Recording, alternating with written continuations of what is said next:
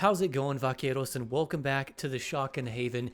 In today's video, we're going to be talking about the new ammo type that was added for shotguns in Modern Warfare 3, the BOLO Shells. Yes, it's a funny name. It sounds like YOLO, so we can call these the YOLO BOLOs or whatever you want to call them. But we're going to talk about what these things are, what the effects are, some downsides, and then I'll give you two classes to try out for this ammo type. So if that sounds good to you, let's just go ahead and hop right into it. And as always, timestamps will be in the description below. So what exactly are BOLO shells? What the heck are they?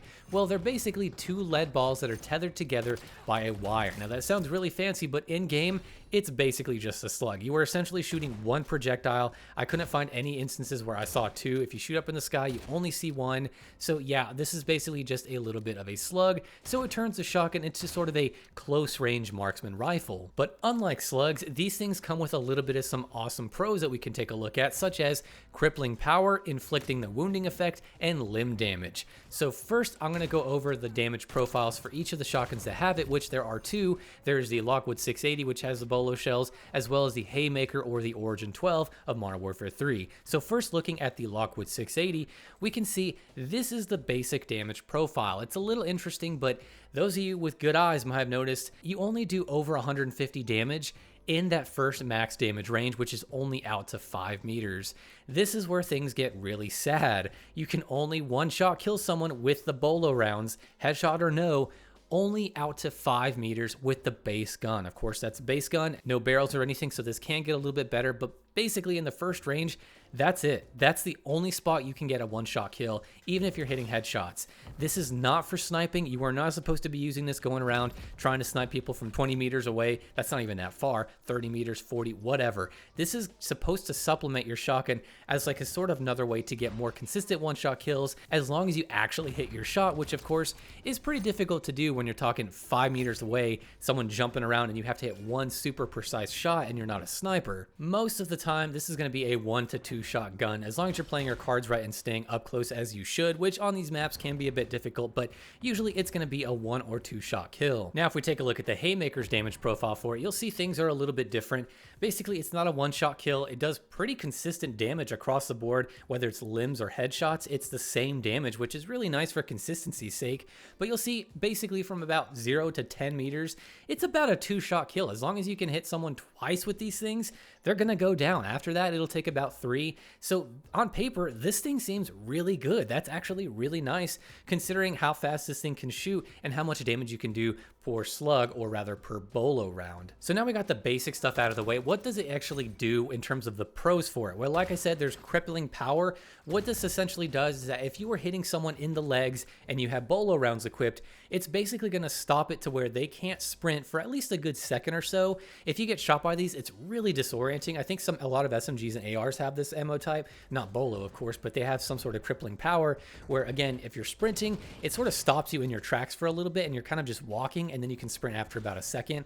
Really jarring. I really hate that. It's obnoxious to play against, but now with these particular shotguns having this ability, it's not really that great because you should not be hitting leg shots with something like a Haymaker or, God forbid, the Lockwood 680. You do not want to be caught hitting someone in the legs with these things. You really just want the one shot or you want the 2-shot kill with the Haymaker, and that's it. Again, it's nice to have, but it's not super great and not really practical. Then we also have the ability to inflict the wounding effect. Wounding basically means that you get hit and your health regeneration is delayed. So basically, it takes you a good 4 to 5 seconds longer to actually start regenerating your health. So overall, that process of you just waiting to get your health back is prolonged by a little bit. And this is actually pretty nice to have, especially if you don't get the 1-shot kill or the 2-shot, or you end up dying. This gives your teammates a lot of potential to go in there and get your sloppy seconds because they're still going to be regenerating health and it's going to take forever for them to get back up to 150. So it is nice. Out of the two, crippling power and wounding effect, wounding is definitely more practical in a lot of ways, but again, you sort of want that 1-shot kill or the 2-shot. These are just sort of the cherry on top of the already great damage that these things can do, so that is nice. There is also limb damage. Basically, you're just going to be getting the same damage that you do with limbs as you are to stomach and chest. Not a really crazy pro, but it does make the guns more consistent. Now, of course, we do have some trade-offs. Of course, you're trading a lot of your shells and your pellets for basically one solid projectile, which can make it a lot harder for you, especially since you have to be so close with this and having to hit that 1 shot or those couple of shots. It can be really challenging in this game with how fast everybody's moving. Also, you do lose a ton of velocity. These things do not travel fast at all. If you're used to how these things were, or rather slugs were in Modern Warfare 2019, these things are kind of similar, where you'll feel like you should be hitting someone, I don't know, 10 meters away, but you have to kind of slightly aim ahead of them. It's really awkward, and just overall the bullet velocity is so bad, and there's a big bit of drop too to these things. So this is not for sniping. This is for, you want to play up close and personal and sort of just complement your shotgun in a different way.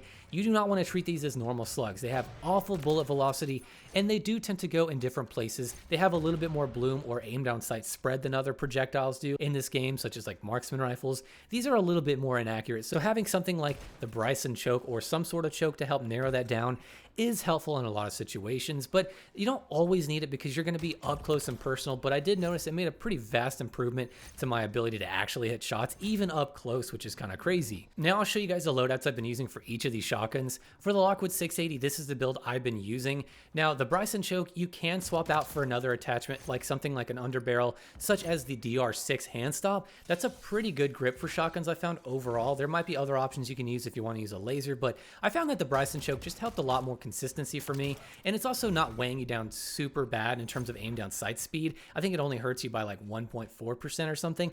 Really negligible. It's not going to be super bad, and a lot of the other attachments are going to help bring that up. And also I am using the express light bolt because that great rate of fire is just really hard to beat for getting those follow-up shots when you don't get the one-shot kill. In terms of the Haymaker, this is the build I decided to land on. It's a little strange, mostly because we're rocking a suppressor which does weigh us down in terms of aim down sight speed.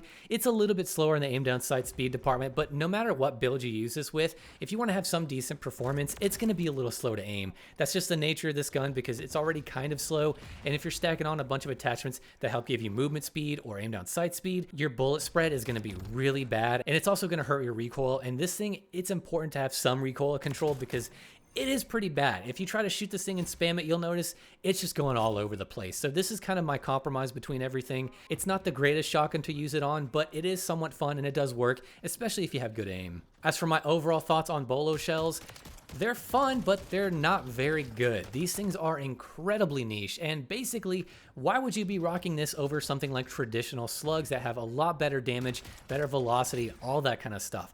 These are like kind of quirky and fun, and they're just different. And I really applaud Sledgehammer for adding something like this that are just unique. I love seeing unique ammo types and stuff. Even though they're not very good, I'm so happy to see them, and I will occasionally use them because they are kind of fun. And the Lockwood 680 in particular, I had a much better time with getting those one-shot kills and killing people, a lot easier than I did with the Haymaker. Even though the Haymaker on paper seems really good and you can get 2 shots out to 10 meters, it's got great damage, it just is hard to use. And man, I had the hardest time finding a good build to work for it. The one I made and showed you guys, that's as good as I could get it because other builds were just not doing it for me. I was getting murdered, I was missing shots, so this is the best I could do. Let me know if you guys can find a better build for the Haymaker because man, I was struggling with BOLO rounds on that one, but overall, they're fun, they're quirky, it's definitely worth trying out, but in general, these are pretty bad. You should definitely consider just using your base shotgun ammo or just using slugs and never really touch these if you're looking to be more practical. But if you're looking for something more fun and kind of goofy, maybe you're trying to troll someone, I don't know how you could troll someone with something that's so just obnoxiously bad, then maybe give them a shot. But these things, like I said, probably just skip them unless you want to see what the fuss is about and see if they're kind of fun. Otherwise, just avoid them entirely. Not very good. Use slugs or your base ammo. So that is just about going to do it for this video, guys. Let me know down below in the comments, what do you think about BOLO shells? Am I crazy in thinking that they're not that good? Are they actually better on the Haymaker to you than they are on the Lockwood 680 for me? And with all that being said, guys, I will see you in the next video.